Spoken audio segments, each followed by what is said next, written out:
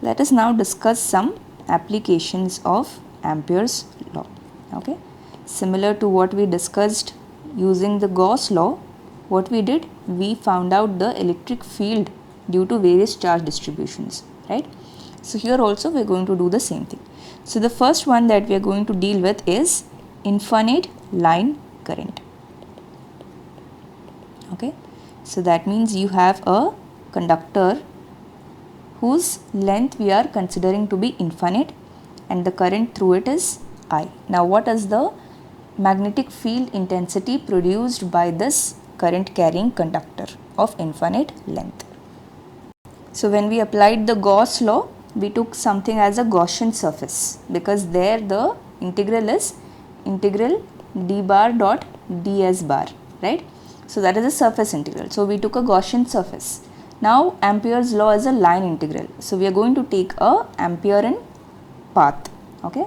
So let us say you want to find out the magnetic field intensity at this point P. So here you can take a circular path whose center is the point through which the conductor is passing, and the circle should be passing through P. So if the distance from the wire, the perpendicular distance from the wire to P is rho, let us say, then this path is a circle of radius rho. Now what is the Ampere's law? Integral h bar dot dl bar, line integral. This is equal to the I enclosed. Okay.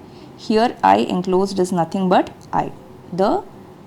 This is the current carrying conductor. So if you take this Amperean path, what is the current it is enclosing? It is plus I. Okay. So I enclosed is I. Now if you see h bar. Okay. So what is the direction of h bar? We have already seen, because of a current carrying conductor, the magnetic field will be concentric circles, right? Like this. Now it will be, so it's more like a tangential path. The magnetic field at every point, if you take at this point, then magnetic field direction will be in this direction. If you take at point P, then magnetic field will be into the plane, right? So in that way, the magnetic field is always tangential. So what will be the best choice of the coordinate system? You can take the cylindrical system. Okay. So then what will be the tangential direction unit vector? It is going to be a phi bar. So what you can do is, you can take h bar in the phi direction. So we can write h a phi bar. Okay.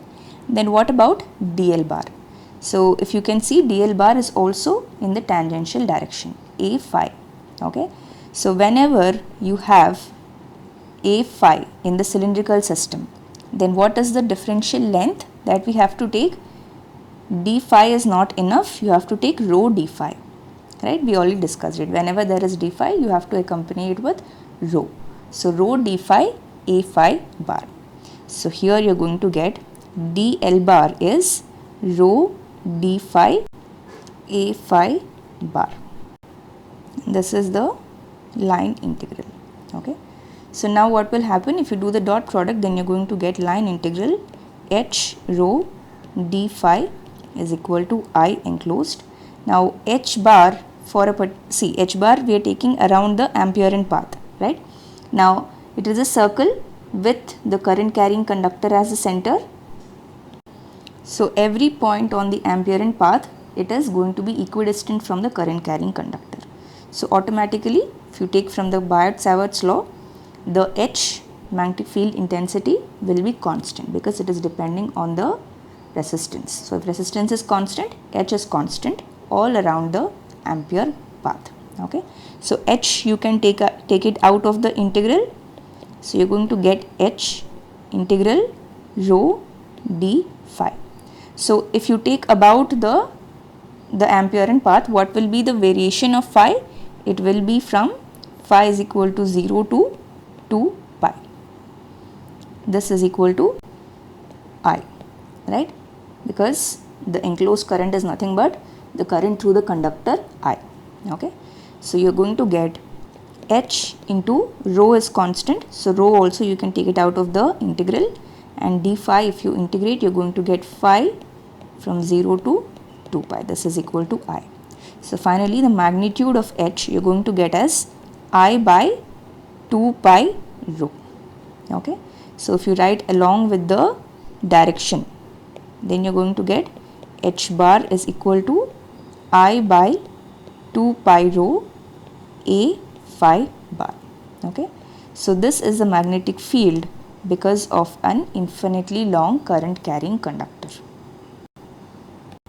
Now if you remember, we have already discussed what is the magnetic field due to a line of finite length, right? There is a current carrying conductor I of say length L. Okay. Then I by 4 pi r cos alpha 2 minus cos alpha 1, right? So this is the magnitude. So what is the alpha 2 and alpha 1 here? If you want to say this is at point P, then you can just draw in these two lines, and this angle is going to be alpha 1 and this angle is going to be alpha 2. Okay. So now if you take the infinite line, okay, for an infinite line, what is going to happen? This conductor is going to extend infinitely. Here also it is going to extend infinitely. Then what is going to happen? The angles, they are basically going to become 0. Okay, so this is the infinite line, let us say. Okay, so this alpha 2, it will tend to 0, and here alpha 1, this is going to tend to, this angle will tend to 0. So what is alpha 1 here? Alpha 1 is this angle. So this will tend to 180 degrees, right? Because if this angle tends to 0, then this angle should tend to 180 degrees. Okay. So if you're going to substitute the same thing here, you're going to get I by 4 pi r cos alpha 2. Alpha 2 is 0. So 1 minus, what is alpha 1? It is 180. Cos 180 is minus 1. So minus 1 here. So you're going to get I by 2 pi r. So that is what we derived just now using the Ampere's law. Okay. So we can get the same result from this expression as well. Okay. And from here we can get another expression for a semi-infinite line. Okay. So that means this is the semi-infinite line, let us see. So at this point it is stopping, but here it is going towards infinity. Okay. Now let's say the point is here, the point P is here, where we want to find out the magnetic field. Okay. So then if you join these two lines, what is the angle here? Alpha 1, this is going to be 90 degrees, and what about this angle here?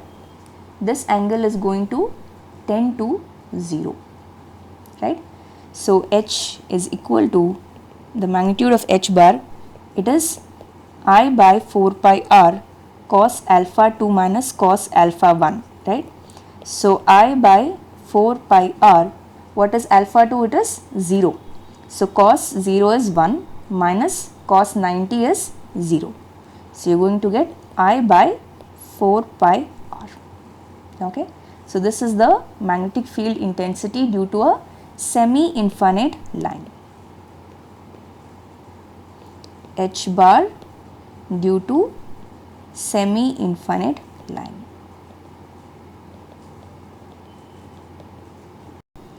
The second application is to find the magnetic field intensity due to an infinite sheet of current. Okay. So here if you take a sheet, so this is an infinite sheet, that means it has infinite dimensions, infinite length and width. Okay. So let us say the current is flowing in this manner along the sheet. Then what is the magnetic field that is associated with this sheet current? Okay. So here what you can do is, the current first you have to define. So we are going to take uniform current only. Okay. Only then we can easily find out. So the uniform current density, so even though we call it density, it's actually ampere per meter because we are considering a sheet here. Okay, is in ampere per meter or ampere per unit length. So that we are going to take as K bar is equal to K A Y bar. So here if you take this as the y axis, this as the x axis and this as the z axis. Okay, the sheet is along the current direction is along the y direction. Okay, so that means you are considering the sheet to be like this.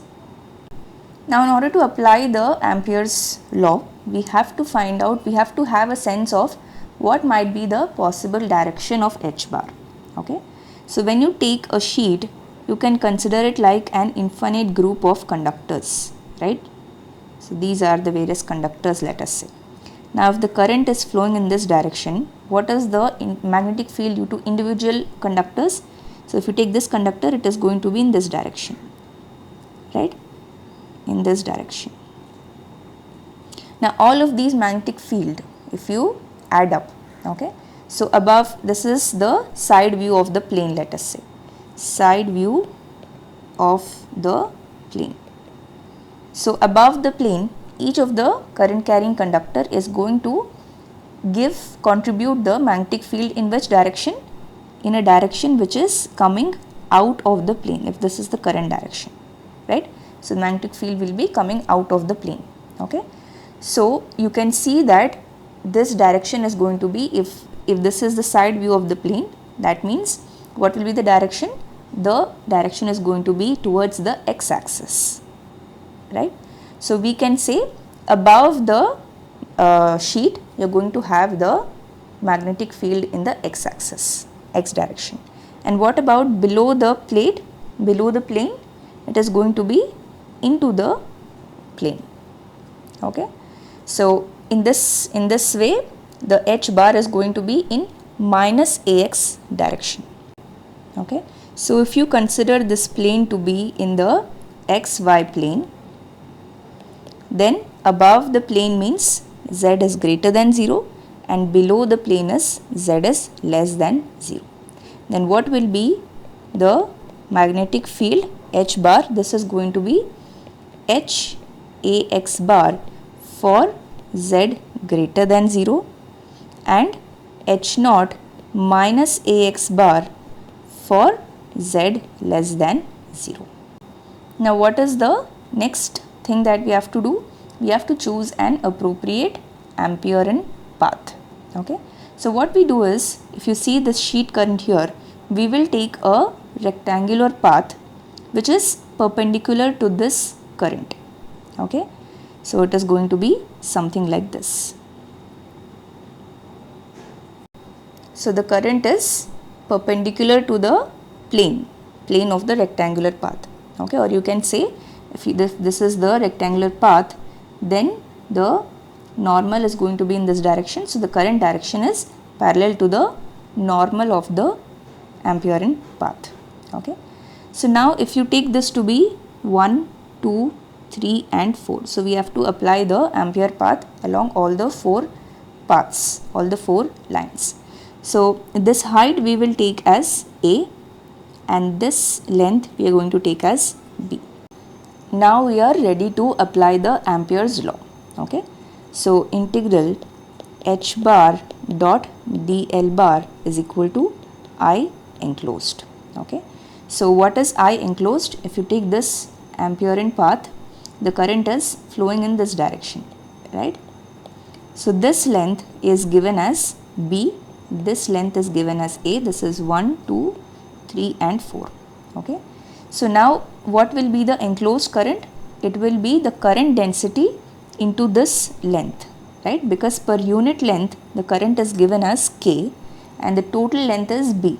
Okay, so the enclosed current is going to be K into B. Now on the left hand side, you can write in terms of each of the line, right? That is from 1 to 2 will be 1 value, from 2 to 3 and again from 3 to 4 and again from 4 to 1. Now here you can see, once again we will draw the coordinate axis, right?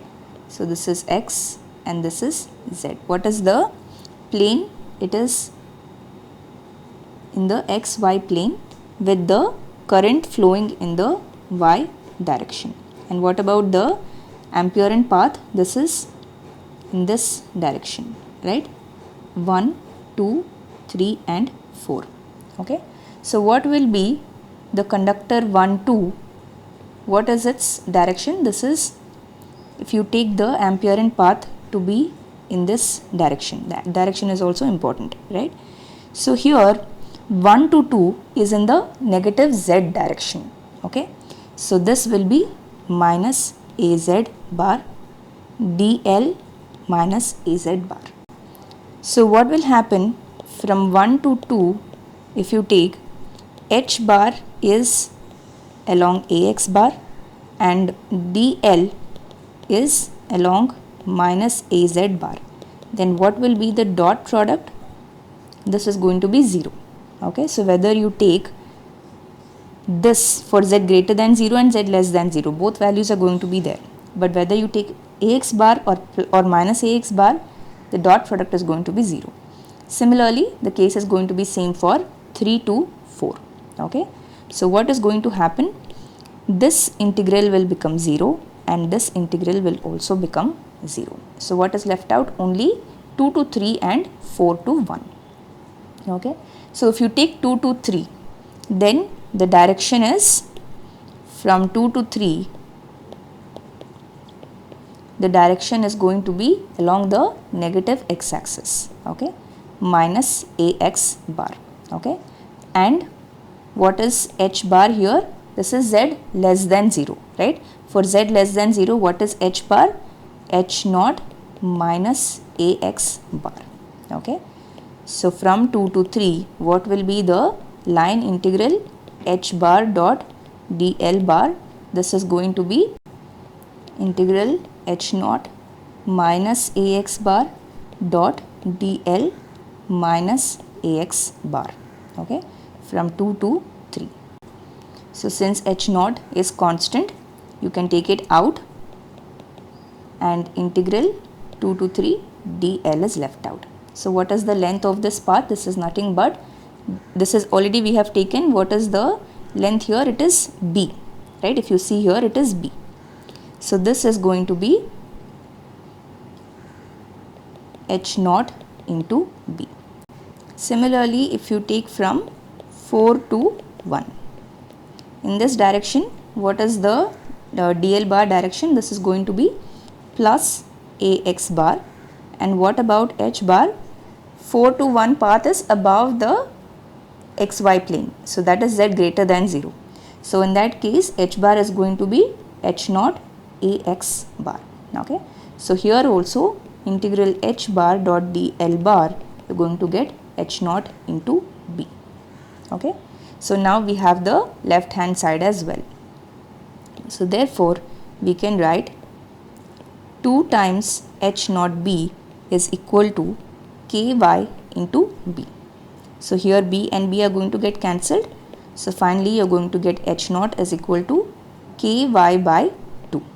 This is the magnitude. We have to write along with the direction, right? So what is h bar? This is equal to 1 by 2 ky ax bar for z greater than 0, and for z less than 0, it is just going to be in the opposite sense. Okay, this is the final expression for magnetic field intensity. Okay, so one more thing, if you can see here, more general we can write it. In what way we can write? H bar is equal to 1 by 2 k bar dot an bar. Okay, an bar is the unit vector normal to plane, normal to the sheet. So even in the case of this example that we saw, this is the plane, this was the y-axis, x-axis and the z-axis, right? So what is the normal vector here? This is az bar. Okay, so here an bar is equal to az bar. Okay, and what about k bar? The current was flowing along the y direction, right? So here k bar is along ay bar. So what is AY bar cross AZ bar? Y bar cross Z bar, this is going to be AX bar. Okay. So here we have taken above the sheet, right? Only then you have AZ bar. If you take below the sheet, you're going to get minus AZ bar. Then you're going to get minus AX bar. Okay. So once again, the same thing we are going to get. So this is a more general form and this is better to remember. Okay. More easier. Next we are going to find out the magnetic field intensity due to an infinitely long coaxial cable. Okay. So what is a coaxial cable? There is one cable inside the other. So we have one cable here. This is one cable. It is having a thickness, say T. Okay. And the other cable is this. Okay. So what is the radius? The inner cable, let's take A, and the outer cable, let us take it as B. Okay. So this is the thickness and the radius. Now through the outside conductor, let us say the current is flowing in. Okay. So we will take it as minus I. And in the inside conductor, the current is flowing out. So we are taking it as plus I. The same current will flow in, the same current is going to come out, right? So this is the current. Now if you want to find out the magnetic field intensity, okay, so you have to find out, you have to first choose the ampere and paths. But one thing if you can notice, if you take any region along inside this conductor, then the current enclosed is going to be different. So automatically the magnetic field intensity is going to be different. Okay. Similarly, at different regions, the magnetic field intensity is going to have different enclosed currents. So we should be considering different ampere and paths as well. Okay. So first we will, what are the ranges? We will first write down the ranges of radius. Okay. So if R is the radius of the ampere path, first one will be R is ranging from 0 to A, or you can write 0 less than or equal to R less than or equal to A. Okay. And next case is when R is varying from A to B. Okay. A less than or equal to R less than or equal to B. And the next region is going to be within this conductor, inside this outer conductor, right? So what will be the radius range here? This is going to be ranging from B to B plus T.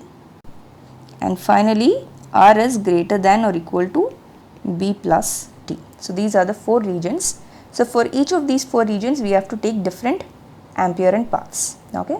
So first we will take for the first range, R will be somewhere in between 0 to A. So this is the first ampere path. This is the first ampere path. Okay. Now what is the radius of the ampere path? We are going to take it as small r. Okay. Now if you see, we want the enclosed current, right? So the enclosed current, this is for the first case. Okay. Case 1. So what is the enclosed current here? If you assume a uniform current distribution all through this conductor. Okay. So for this entire area, the current is I. For this area, what will be I? Okay. So we can write I enclosed is equal to, we can write the current density as I by pi A square, right, into the required area. What are the area that we are taking? The area of the ampere and path is pi r square. Okay. So this is going to be I r square by A square. Now you can write the Ampere's law, h bar dot dl bar line integral is equal to the enclosed current. Now what is the direction of h bar here? H bar will be in the tangential direction, right? So you can write h bar is equal to h a phi bar. And what about dl bar? This is also going to be in the tangential direction. So let us take the elementary length as dl only. Okay, we won't be needing to write in terms of rho d phi. Okay. So what is h bar dot dl bar? This is going to be simply h dl line integral. Okay, so this is equal to I enclosed, or you can write, instead of I enclosed, you can write I r square by a square. Okay, and since h is uniform for a particular distance from the center, it is going to be uniform everywhere, so you can take it out of the integral. So you are going to get h integral dl is equal to I r square by a square. What is integral dl? This is nothing but the perimeter of the circle of radius r, perimeter of the Ampere path. Okay, so you are going to get h into 2 pi r is equal to I r square by a square. Okay, so finally you are going to get the magnetic field intensity, only the magnitude is going to be I r by 2 pi a square. Okay, and you can write the vector form as well. H bar is equal to I r by 2 pi a square a phi bar. So this is for which region? This is for r lying between, for r ranging from 0 to a. Okay, so 0 less than or equal to, r less than or equal to a. Okay, so this is the first case. Now the second case, what is the second case? It is a less than, r less than or equal to b. Okay, so you can take the next Ampere path here. Okay, in between the two cables. So we can redraw it here again. This is going to be the Ampere path, right? This is the Ampere path. Okay, so this is case 2 where r is lying between a to b. Okay, now what is the enclosed current here? This is simply going to be I. Okay, whatever be the radius now, it is not going to change because the only current is the current through the conductor. Okay, so I enclosed is I. So just like in the previous case, integral h bar dot dl bar, you can take out h common and integral dl is going to be h into 2 pi r, right? So this thing is going to be common for all the cases, right? So here we have h into, or we can write the statement once again,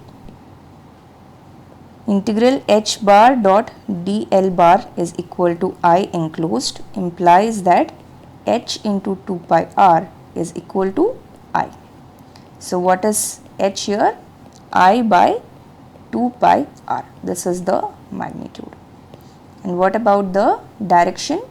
H bar is going to be in the direction of a phi bar. Okay, so this is for what range? For a less than or equal to, r less than or equal to b.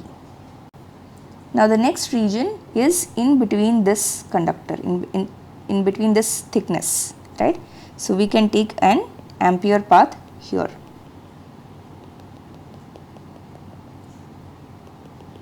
Okay, so this is the Ampere path. Now here I enclosed is going to be slightly different, right? So we will take the case 3. This is for the range of radius lying between B to B plus T. Okay, and here if you see, what is the I enclosed? Because of conductor 1, the inside conductor, this is going to be, I is going to be same anyways, that's not going to change. And in addition, we have a, if there is a uniform distribution of minus I here, then what will be the current only in this thickness from B to B plus R? What is that?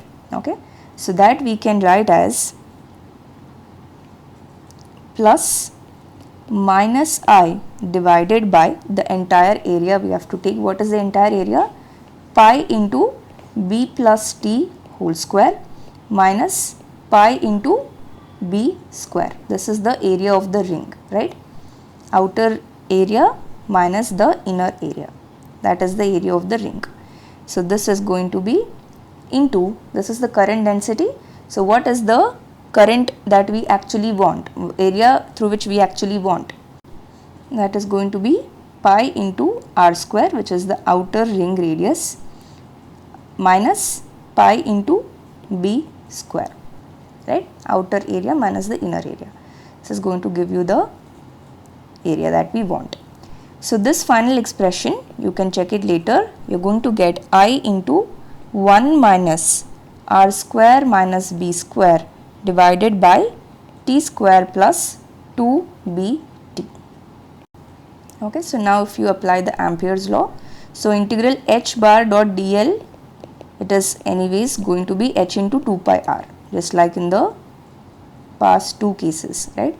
So h into 2 pi r is equal to I into 1 minus r square minus b square by t square plus 2bt. Okay, so you're going to get h is equal to I by 2 pi r 1 minus r square minus b square by t square plus 2bt.